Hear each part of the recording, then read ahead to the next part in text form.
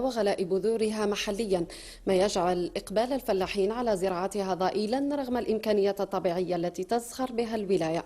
المزيد في سياق روبورتاج إسلام بالقيروس فيصل.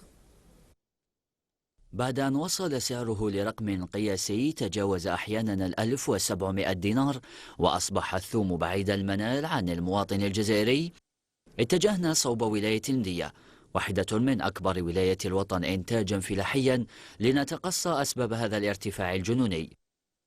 ثم في رأيي ميزة كان يخدموا منتوج يكون هنا ناقص، ثاني كاين اللي يخدموا كاين اللي ما يجيش، ثاني كاين أمراض ثم هذاك موش يجي ثم راه يمرض ولو مرض ثم ما يجيش، وكاين اللي يخدموا ناقصين، كاين ما كاش اللي يخدم بزاف ثم كان يخدموا دوك ناقصين ما كاش يخدموا، الانتاج ما كاش ما مش يخدموا.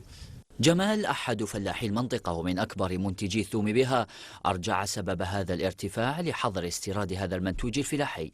السوق طلع على جال الثوم ما كاش، لامبورطاسيون ما كاش.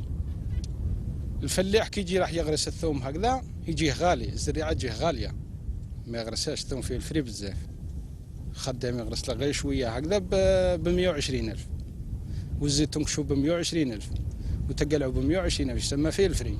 كي يطلع نقولوا الزريعه تاع الثوم تطلع تولي دير نقولوا 30,000 و25,000 حتى 40,000، يسمى نقولوا اللي يكون راح يغرس 10 قناطر يغرس 5 قناطر. عزم كبير وجدناه لدى هذا الفلاح لملء الثغرة الموجودة في الأسواق، فقط إن وجد دعما ومتابعة من القائمين على القطاع.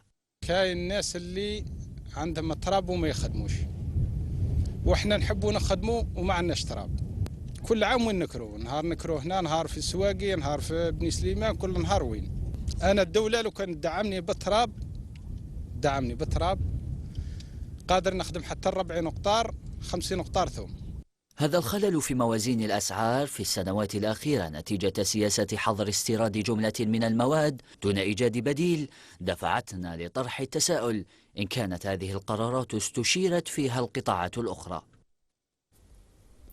قال والي العاصمة أن مصالحه لم تفصل في العروض المقدمة